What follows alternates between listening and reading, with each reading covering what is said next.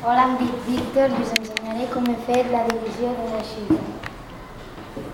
He fet 80.000, perquè el 80 està a la taula del 8, 16.000, perquè el 16 està a la taula del 8, el 24 està a la taula del 8, el 8 està a la taula del 8, el 40 està a la taula del 8, també el 24 està a la taula del 8, el 4, que seria el residu.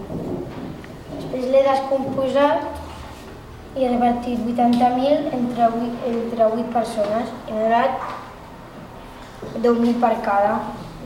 He fet 16.000 per 8 persones i m'ha donat 2.000. 2.400 per 8 persones m'ha donat 300.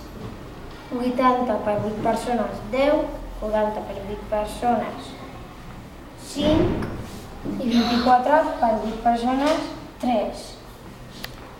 I m'ha donat 12.318, que crec que seria el quocient. I la divisió és inexacta. Molt bé, guapo.